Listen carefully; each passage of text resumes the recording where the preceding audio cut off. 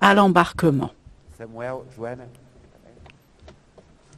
Portanto, não há necessidade Il n'y a, de procurarem ce o balcão n'est de pas la transporte. peine de vous diriger vers le guichet des transports, car cette information va vous arriver, Para o conseguir. surtout pour les personnes qui auraient un temps plus court pour y arriver. Merci. Nous allons reprendre les conférences. Merci.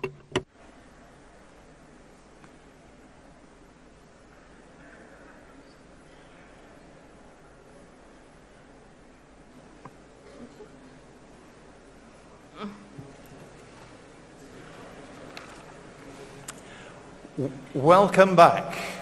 Yes. Bienvenue à nouveau. This morning, Après cette présentation, après les présentations de ce matin what a fantastic de Marie Damonville, Jean Allemand et Markovitz, que comme il est fantastique de voir, d'entendre parler une femme de la basilique de Saint-Pierre. Nous continuons, nous poursuivons. Et maintenant, j'ai l'honneur et le privilège de vous présenter le cardinal Turkson. Le cardinal est né à l'ouest du Ghana d'une mère méthodiste et d'un père catholique romain. Il est le quatrième de 10 fils. Sa mère était vendeuse de légumes sur le marché pendant que son père travaillait comme charpentier. L'un de ses oncles paternels était musulman.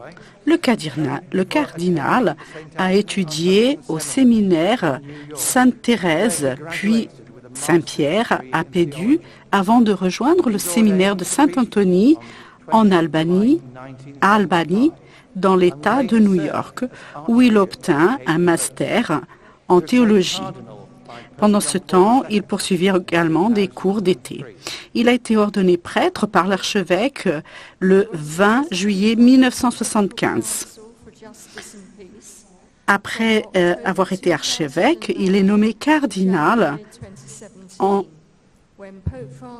et quand le pape François l'a nommé, il est devenu préfet du diacaster pour le service du développement humain intégral, dont l'action débute le 1er janvier 2017.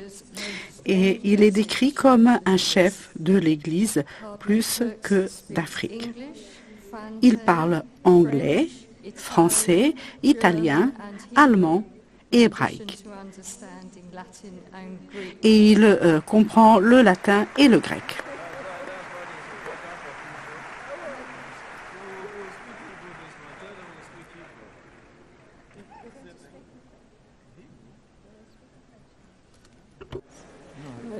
Okay. Well, you have already welcomed him, so Nous lui avons souhaité la bienvenue. Maintenant, nous écoutons le cardinal Turkson.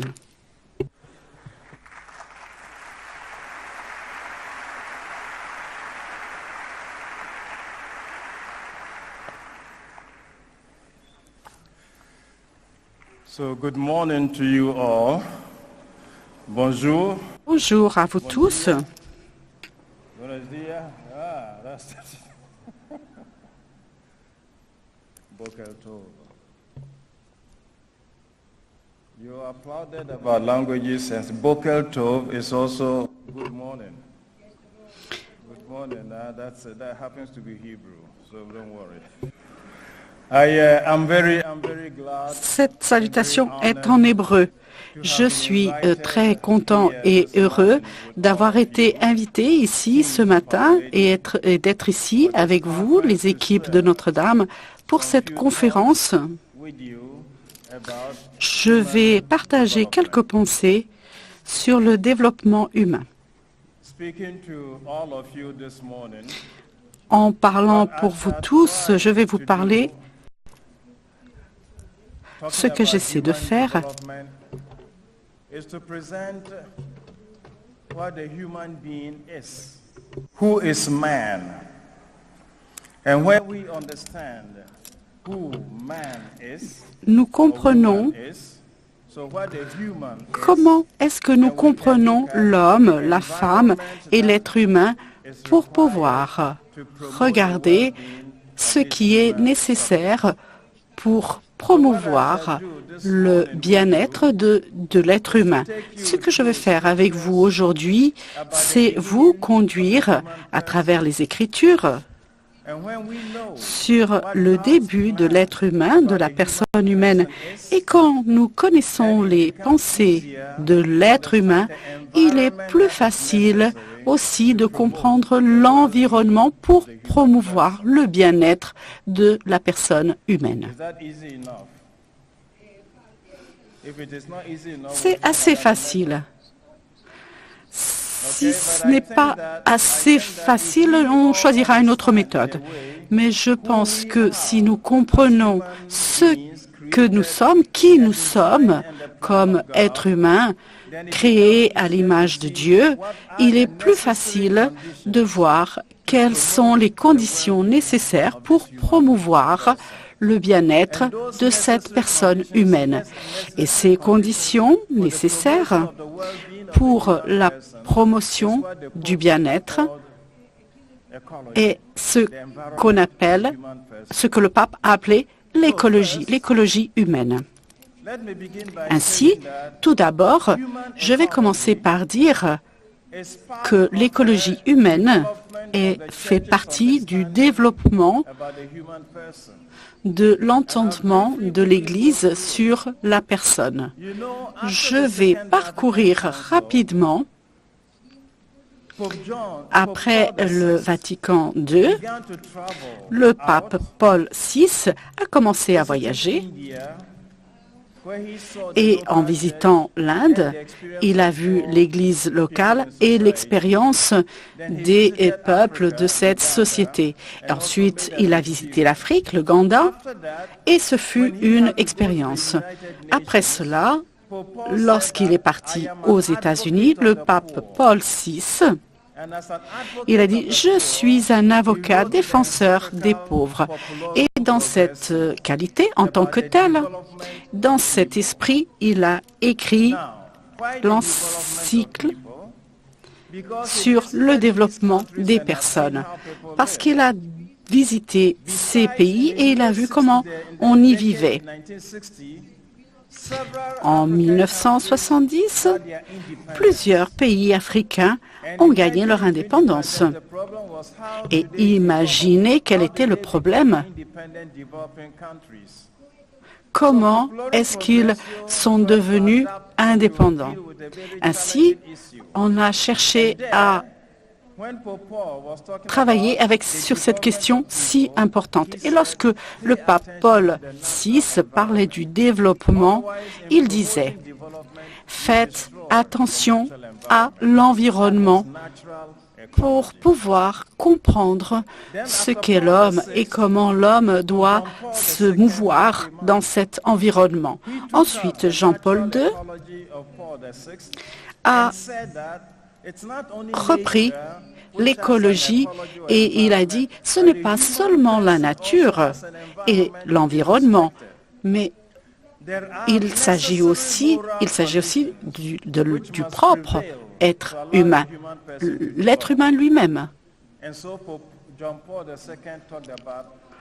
Jean-Paul II a parlé de l'écologie humaine. Et nous avons la nature et nous avons aussi l'être humain nécessaire pour ce développement humain. Nous allons voir cela dans le détail. Après Jean-Paul II est arrivé Benoît XVI. Il a pris les deux expressions, écologie humaine, et il s'est dirigé vers la personne afin de se développer et que nous ayons une société convenable, parce qu'il faisait référence à nos villes. Et lorsque nous regardons comment nos villes se développe, beaucoup de personnes ne trouvent pas leur place. Ils ne trouvent pas leur place au milieu de la ville. Et nous retrouvons beaucoup de personnes dans la rue. Et c'est à la lumière de cette réalité que le pape parlait de écologie sociale. Et pour continuer la vie en société, le pape Benoît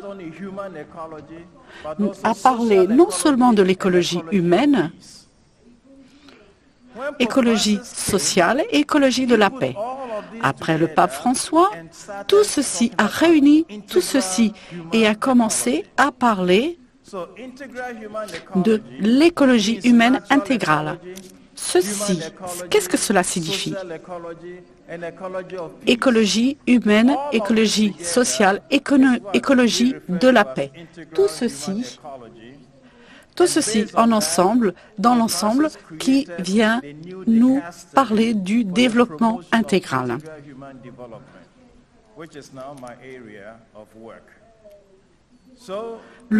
Pour le développement intégral de l'humanité, voilà donc ici le thème est lancé. Maintenant, je vais aborder l'écologie humaine. Avec tout cela comme fond, je pense que vous allez comprendre comment le concept a évolué et comment ces choses sont devenues naturelles pour Jean-Paul II, pour le pape Benoît et comment le pape François a réuni ces trois concepts. Nous allons parler surtout de l'écologie humaine. Nous ne voulons pas que personne ne se noie. Si vous pensez que vous êtes noyé, vous pouvez lever le bras et on va plus lentement. Comme vous l'avez compris,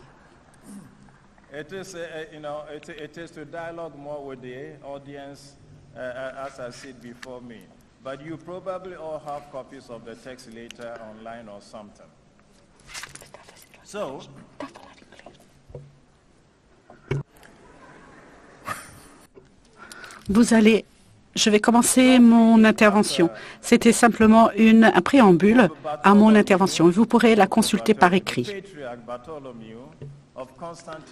Peu après que it is sinful to abuse the environment, Pope Francis wrote the encyclical le pape François a écrit son encyclique en parlant de la maison commune. Cette encyclique présente l'intérêt de l'Église sur notre conscience et notre préoccupation pour l'environnement. Son encyclique nous parle de l'environnement et le pape François, pour le pape François, l'écologie humaine va de pair avec l'écologie humaine et vice-versa. Alors, dans Laudato Si, les deux écologies vont de pair. Alors, d'où cela vient? Dans les années 60, à partir des années 60, le monde a commencé à prendre conscience sur les questions de l'environnement. Et les Nations Unies ont commencé à étudier tout ce qui touchait l'environnement. La première réunion fut à Stockholm. Et ensuite, ils se sont retrouvés à nouveau à Rio de Janeiro et ils se sont retrouvés en Afrique du Sud. Voilà ce qui s'est passé durant cette réunion et c'est ceci qui nous a aidés à promouvoir la question de l'environnement. Ceci a aussi affecté l'Église. Et l'Église a commencé à réfléchir à la question. L'Église orthodoxe était très en avant de l'Église latine. Les patriarches en Grèce parlaient déjà de l'environnement parce que ils ont une journée pour l'environnement et le pape François nous a encouragés à continuer. Alors, les conséquences adversaires de l'environnement sont caractérisées et elles sont réelles dans la société et ces préoccupations sont rentrées au sein de l'Église aussi. Et on a créé des études sur l'écologie. Alors, ensuite, nous parlons de l'écologie humaine est arrivé, ce souci de l'écologie humaine. Lorsque les universités ont commencé à parler de ce sujet, comment est-ce que l'Église peut survivre dans ce thème, dans ce contexte? Et parfois, nous parlons aussi de la survie des plus pauvres. La théorie de Darwin et les personnes essaient toujours de survivre dans ce contexte. Mais ce n'est pas dans le même sens que l'Église développe ce contexte, cet environnement. C'est l'influence de l'être humain dans l'environnement. C'est plus la question de notre nature, le besoin que notre nature a pour prendre en compte ceci, pour que les personnes humaines puissent avoir des circonstances, de bonnes circonstances pour se développer. Pour ceci, je voudrais me concentrer sur les origines des conditions naturelles dont les êtres humains ont besoin pour fleurir, pour se développer. Pour l'Église, la première indication, et lorsque nous parlons d'écologie humaine, vient de la Genèse, chapitre 1 jusqu'au chapitre 2, verset 4. Dieu parle sur la création de l'être humain. Et Dieu présente ainsi où l'être humain, comme le monde dans lequel il vit, répond à un objectif de Dieu, à un défi de Dieu. L'être humain n'est pas arrivé par hasard. L'être humain fait partie des plans de Dieu. Dieu a créé l'homme et la famille. Alors, dans cette perspective, dans la Genèse, tout fait référence à Dieu. Dieu dit, nous avons plusieurs séparations et Dieu prépare un lieu idéal pour que l'homme puisse évoluer et créer. Et lorsque l'on voit, lorsqu'on lit, Dieu a fait ceci, a fait cela, c'est le grand projet de Dieu pour l'homme. Ici, nous aimerions expliquer comment notre monde et quel est le rôle de la femme dans notre environnement, dans notre contexte. Le monde, les femmes, vous connaissez le monde des cosmétiques. Ce que vous mettez sur les lèvres, ce que vous mettez sur les paupières, sur le visage.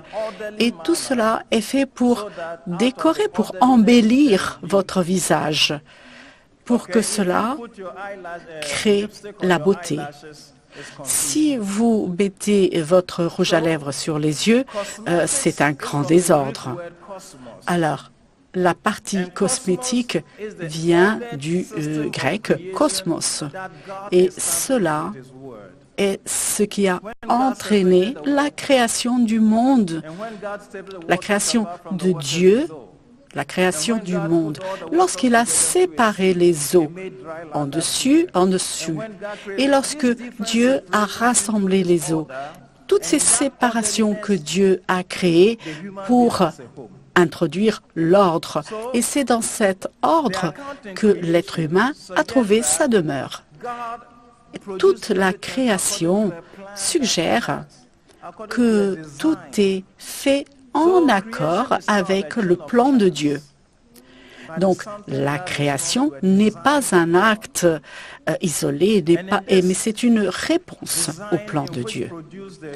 Dans ce plan de Dieu, c'est dans ce plan de Dieu qu'il a créé l'être humain. Dieu a créé l'homme, l'être humain, homme et femme, à sa ressemblance. Dieu a dit qu'il devait avoir puissance sur tout. Il a dit que l'être humain était distinct du reste de la création par sa création à l'image de Dieu. Ainsi, l'être humain est lié à avoir une évolution différente, car il a été fait à l'image de Dieu. Et c'est ainsi, lorsque Dieu a apporté les animaux pour que les humains les nomment, il a aussi reconnu les différentes caractéristiques de chacun.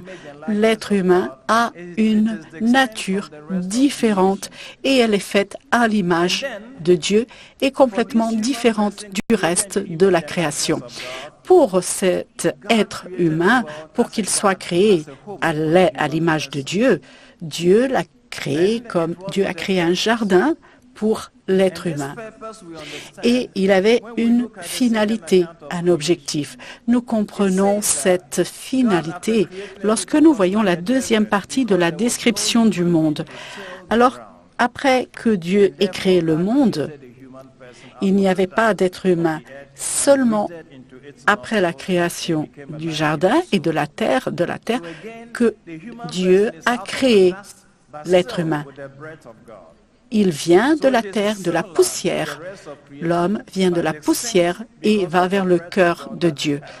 Cette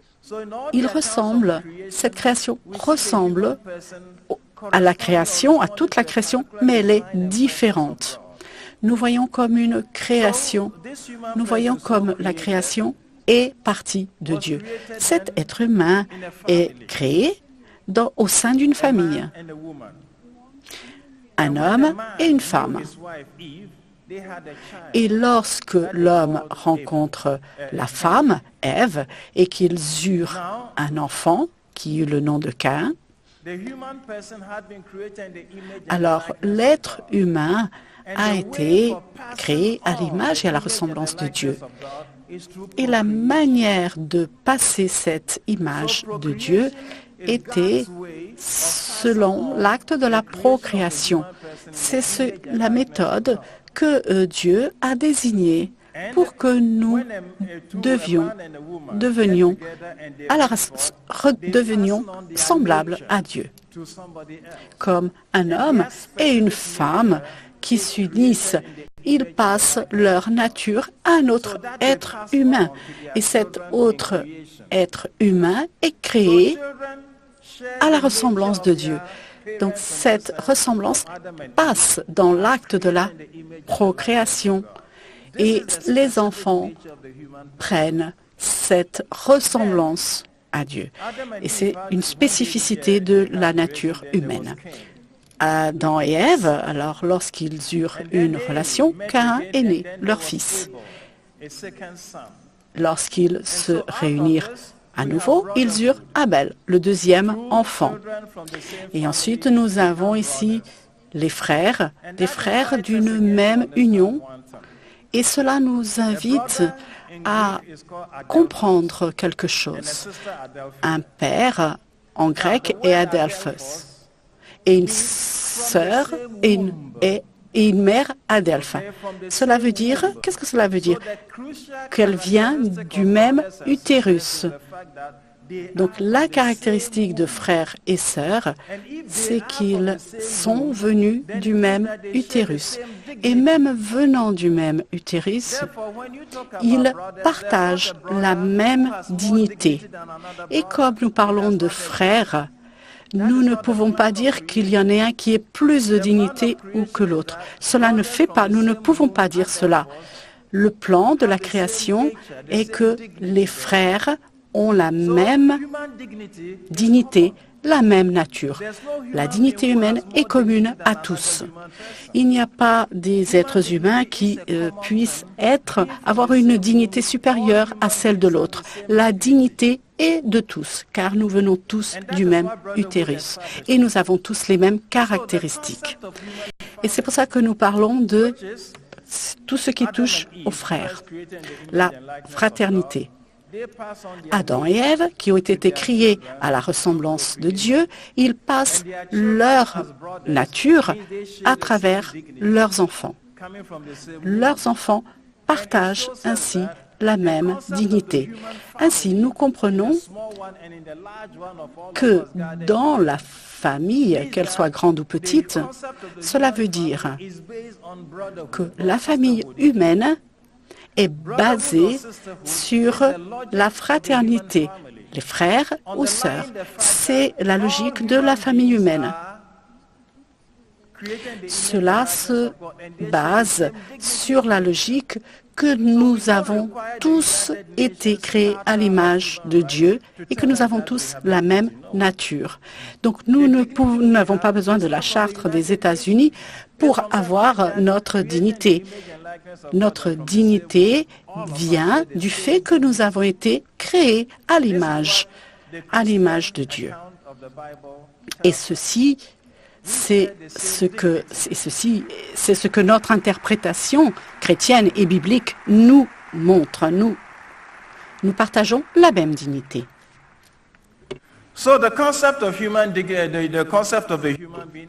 Alors, le concept de l'être humain est ainsi. Nous sommes créés à la ressemblance et à l'image de Dieu par la procréation. Et nous transmettons notre dignité et notre nature à travers les frères et les sœurs, à travers nos enfants. Et c'est ainsi que nous grandissons. Donc, cette idée de filiation, nous sommes dans la diversité, parce que deux frères sont du même utérus, mais ils sont différents. C'est l'idée de la diversité. Deux frères viennent de même utérus, mais ils ont les mêmes des caractéristiques différentes. Et dans la Genèse, on observe cette différence.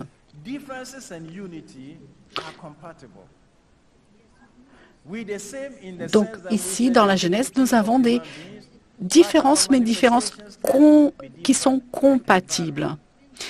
La différence, la manifestation des différentes différences du fait que nous soyons différents, cela ne veut pas dire que nous ne puissions pas partager la même dignité. Alors ici, le problème, ce sont les frères. Caïn s'est révolté contre Abel. Et lorsque Caïn a tué son frère, Abel, Dieu lui a demandé « Où est ton frère ?» Et il lui a dit « C'est moi qui m'occupe de mon frère. » Et Dieu lui a dit ce qu'il avait à lui dire. Et cet état de Caïn nous révèle aussi beaucoup sur nous-mêmes en tant que frères et sœurs dans le Christ. La mère de Caïn et d'Abel montre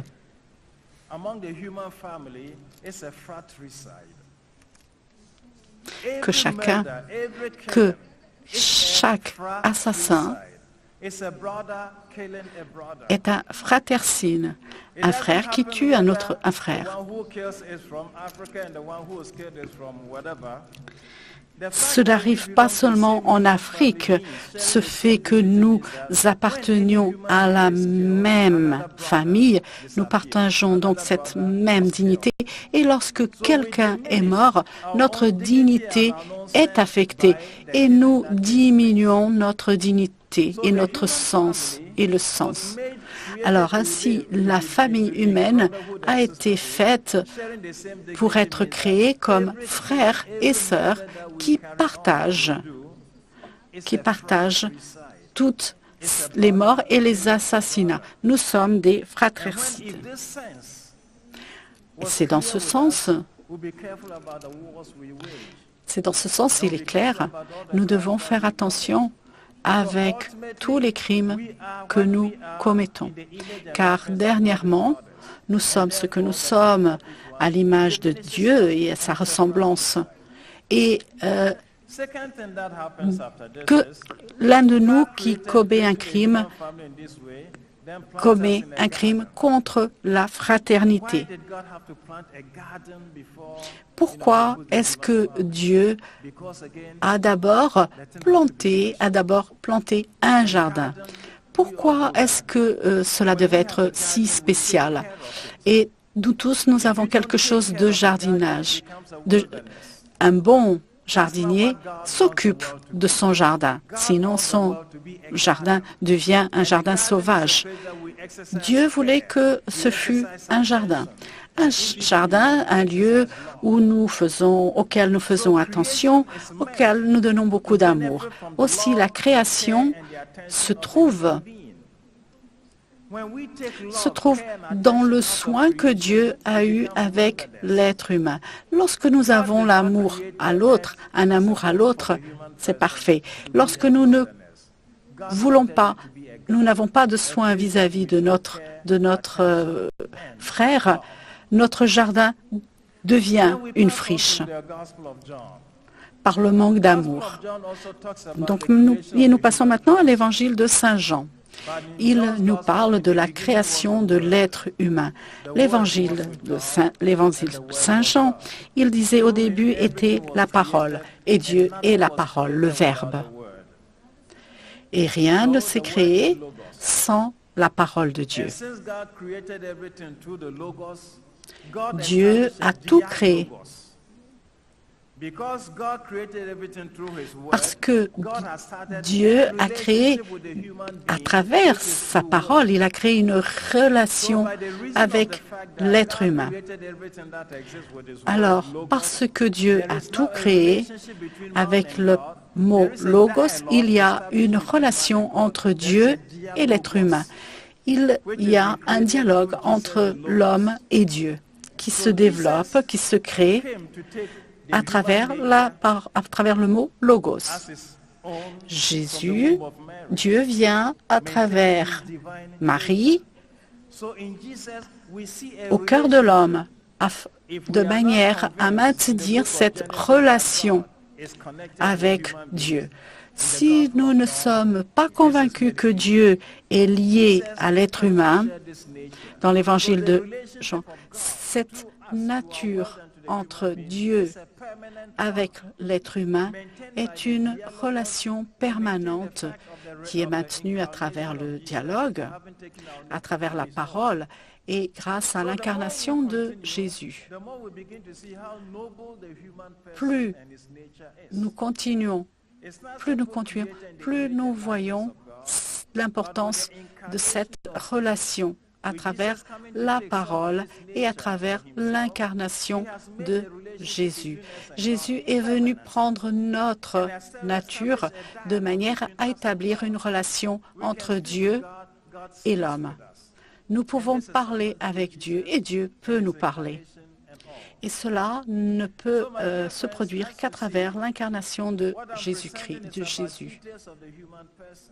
Ce que je vous présente, ce sont des détails de la personnalité humaine. Et cette personne humaine, nous allons voir comment nous trouvons cette présence de Dieu. L'être humain est tellement spécial et si spécial aux yeux de Dieu que l'écologie dit que ce lieu spécial, nous avons besoin de certaines conditions pour que nous puissions alimenter cette relation entre Dieu et l'homme. Et c'est ce que nous allons aborder et nous allons attirer votre attention. Continuons. L'écologie est constituée par deux mots. Écho, du grec, qui veut dire maison, et logos, qui veut dire discours. Ce qui signifie écho plus logo.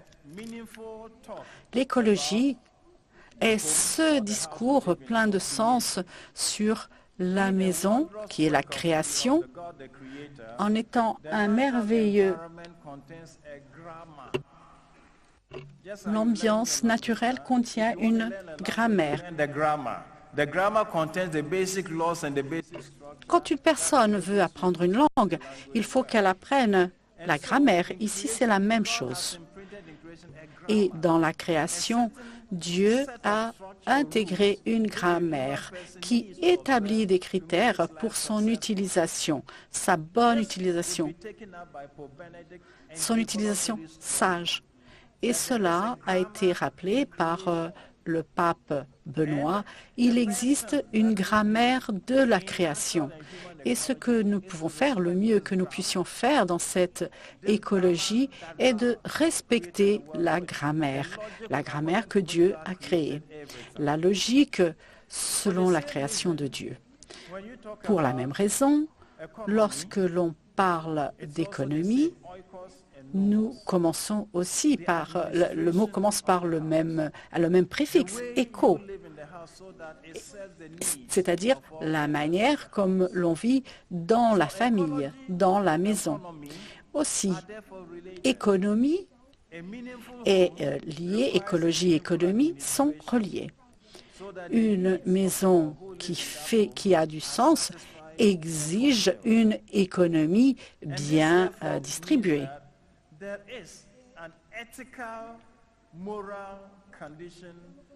Ceci est une condition morale et éthique pour que soit possible la construction, pour que la construction de la maison soit possible. Et j'utilise cela pour la première fois. Condition morale, éthique. Nous l'utilisons de diverses manières.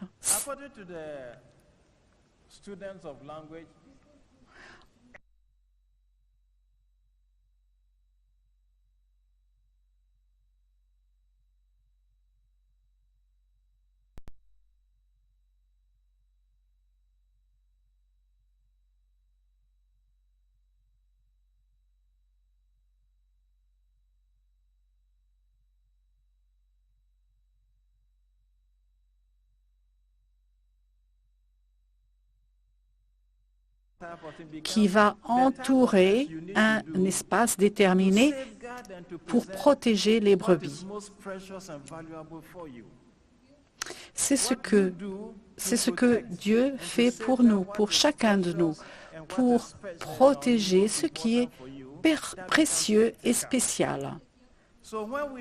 Et voilà ce qui devient éthique.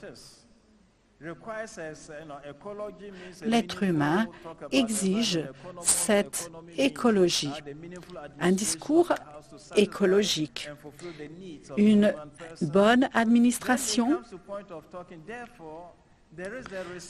Pour cela, nous avons cette responsabilité de prendre soin des conditions de cet environnement. Créé par Dieu, séparé de Dieu pour partager une dignité, il est nécessaire d'avoir des conditions éthiques, quelque chose qui protège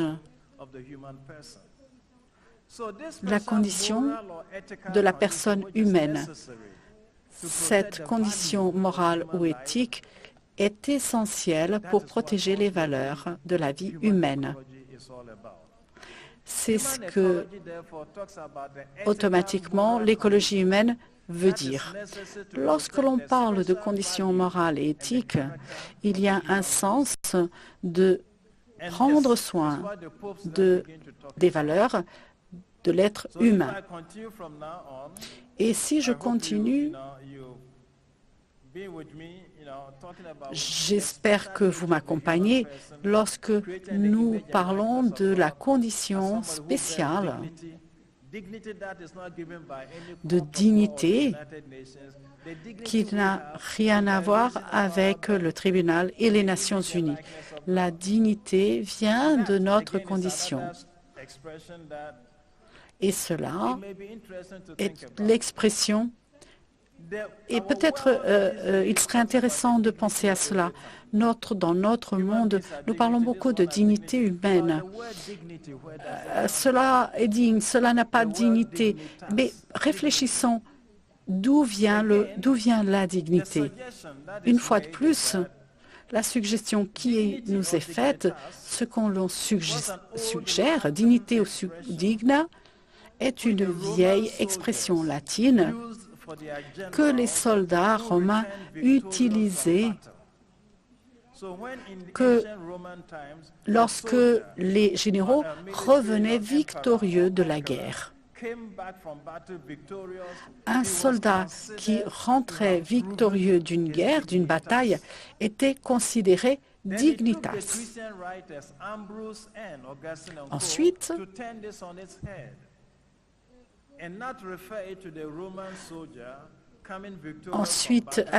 cela a été repris par le christianisme. Cela n'a plus rien à voir avec la victoire dans les batailles, mais avec la dignité qui est inscrite dans le cœur de l'homme. C'est là le véritable sens du mot dignité qui a tout à voir avec Dieu. Cette ouverture à Dieu est cruciale pour l'homme qui est créé à la ressemblance de Dieu. Alors, quelles sont les conditions? L'écologie humaine, c'est les conditions nécessaires. La personne humaine qui a été créée à la ressemblance de Dieu.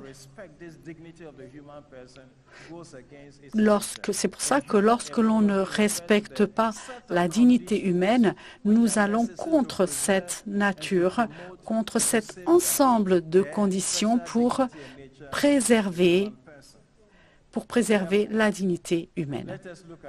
Pour cela, voyons quelques exemples que les papes ont utilisés pour parler de cette question. Dans ce sens, le pape Paul VI, d'abord, écologie humaine. Il parle d'écologie humaine. Il dit que c'est un problème très concret et très proche qu'actuellement, dont on parle beaucoup actuellement.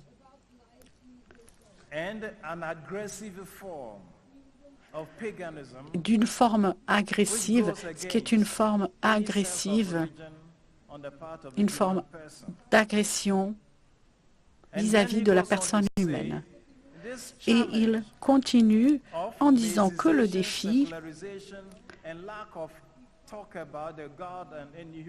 et qu'il y a un manque de sens, le manque de Dieu chez la personne est une grande préoccupation, car un monde sans Dieu est un grand défi.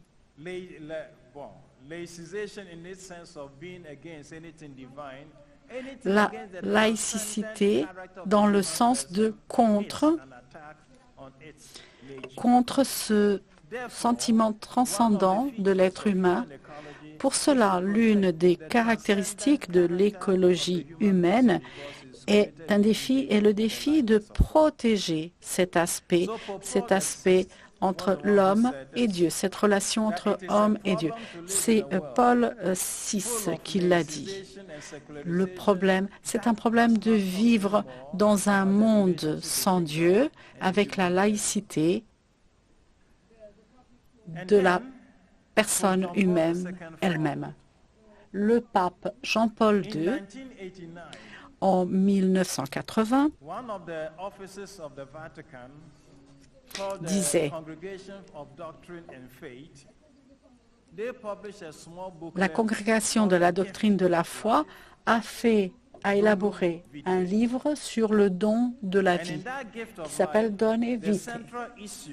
Le don de la vie est une question centrale dont le pape parle et la référence est l'avortement.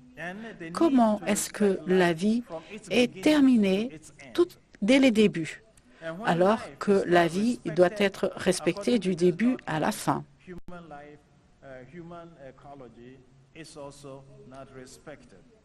L'écologie humaine touche aussi cet aspect.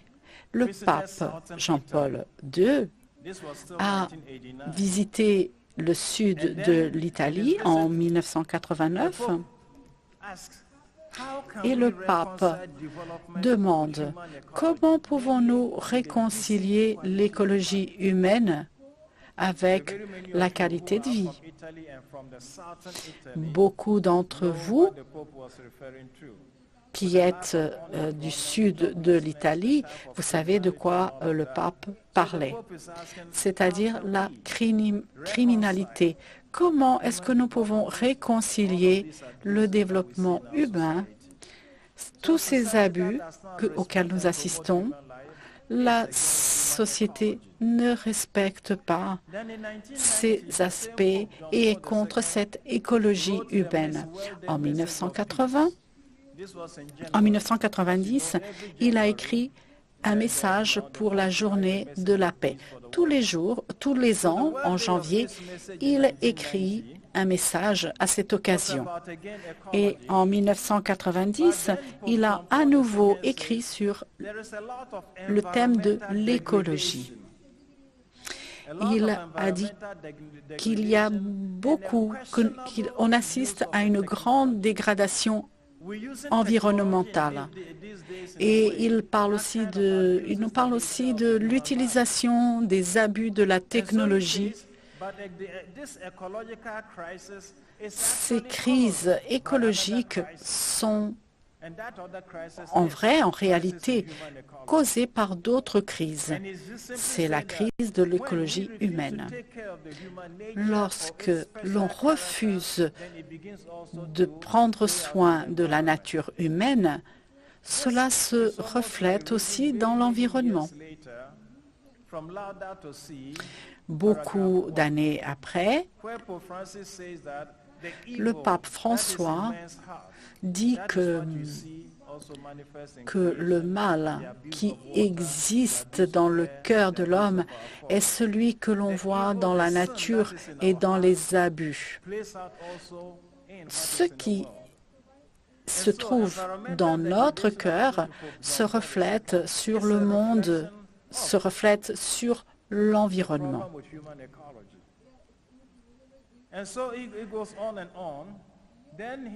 Et il continue, le pape continue, jusqu'à ce qu'il dise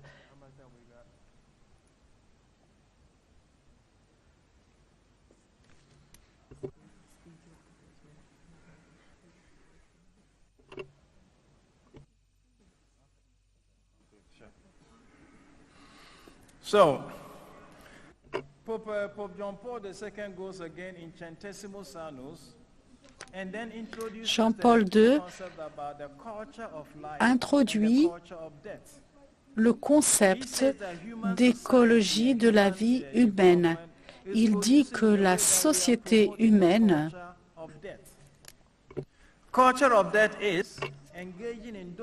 au lieu d'avoir une culture de la vie, nous avons une culture de la mort. Nous avons recours à des réalités qui sont contraires à la nature humaine.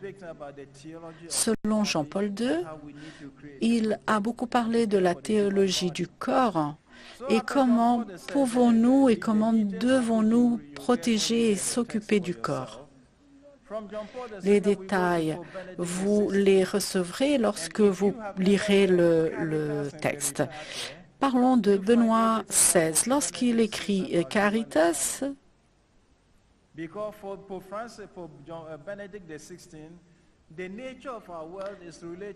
pour Benoît XVI, la nature du monde est la nature de notre société. Il y a beaucoup de personnes du Brésil ici, n'est-ce pas? I just came from Rio de Janeiro. Je viens d'arriver de Rio de Janeiro. Hier, j'étais à Rio, en fait. But what I want to say is that Ce qu'il veut dire, ce que je veux dire, c'est que si à Rio, nous observons un grand contraste, d'un côté, nous voyons de riches immeubles et de l'autre côté, nous voyons les favelas, les quartiers pauvres, défavorisés.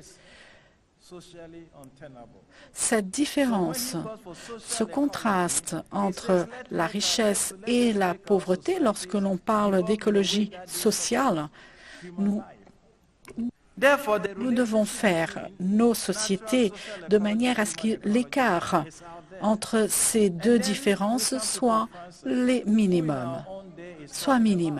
Maintenant, parlons du pape François. Le pape François nous parle beaucoup de cette écologie sociale. Et là, comme vous pouvez le voir, ce qui est important dans l'écologie humaine, c'est que ce n'est pas un concept. L'écologie humaine est un concept qui protège la vie humaine. L'écologie humaine dit « Allons créer un monde pour protéger les conditions ». Alors que lorsque l'environnement n'est plus adapté pour la dignité de la personne, l'écologie ne sert plus. C'est déjà une mauvaise écologie. Alors que pour promouvoir l'écologie humaine de manière à promouvoir la nature humaine, je suis ravi que dans cette réunion, les membres des équipes Notre-Dame,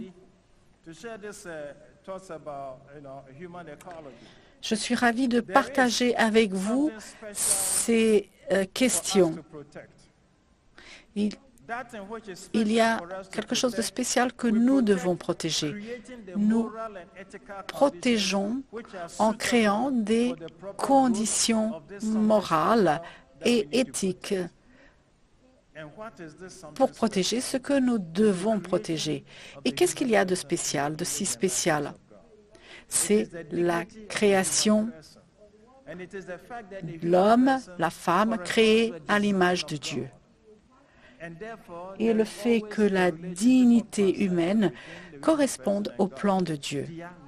Préserver cette relation transcendantale entre Dieu et l'homme. C'est ce que nous devons protéger, cette relation. Et lorsque nous vivons dans un monde où la religion est difficile, ou lorsque le christianisme est attaqué, lorsque la vie humaine est aussi attaquée,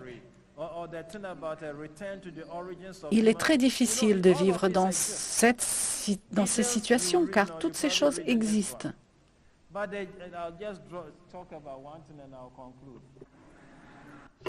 Je vais simplement parler encore un peu et je termine. Il y a une idéologie qui est le retour aux origines. Cette idéologie dit que l'être humain n'a pas été fait homme et femme. La distinction entre homme et femme, c'est ce que le christianisme a imposé à la société. Alors, il y a cette tendance à imposer cette idée. Alors, si nous élevons des enfants dans ce contexte, les enfants vont grandir et ne seront ni hommes ni femmes. Ils ne deviendront ni hommes ni femmes. Cette théorie du genre, lorsque l'on élève les enfants, lorsqu'on le dépose à la crèche, il y a un moment où ils sont mis.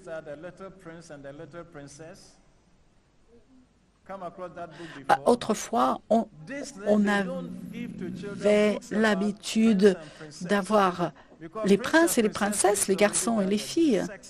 Aujourd'hui,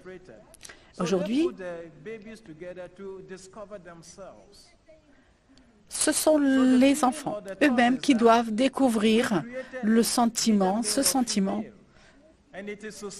Nous ne les élevons ni masculins ni féminins, ni hommes ni femmes. C'est eux-mêmes qui doivent découvrir ce qu'ils sont. Si nous élevons les enfants dans un monde asexué, cela est très représenté et très parlé dans les encycliques du pape. Ce sens de la doctrine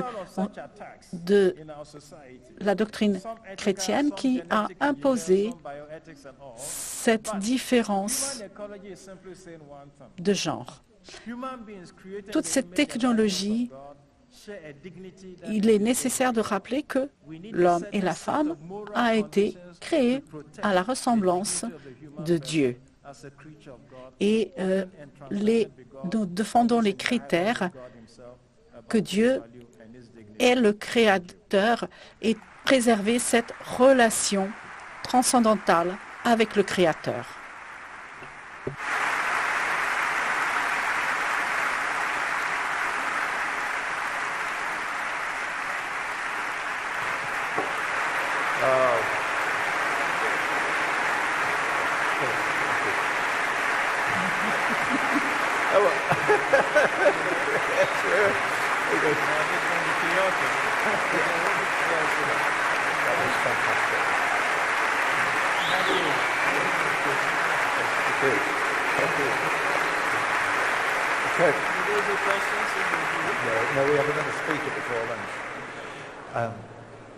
Well, what can I say after that?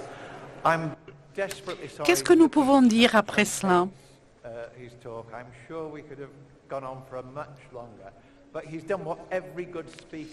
Nous aurions pu continuer, Leave you wanting more. It's the start of mais a journey for us.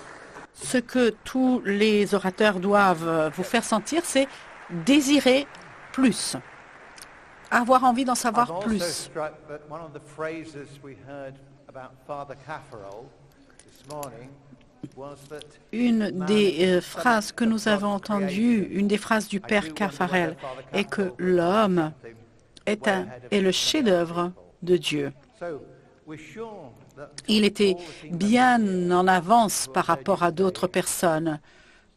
Et je suis sûre que tous les équipiers qui sont présents ont été motivés pour changer leur vie, peut-être par rapport à leurs règles de vie. Nous vous sommes très reconnaissants d'avoir pris sur votre temps pour venir nous parler ici au rassemblement. Que Dieu continue à bénir votre travail pour l'Église. Nous souhaitons vous voir bientôt à Dublin au rassemblement des familles, lors du rassemblement des familles. Bon voyage.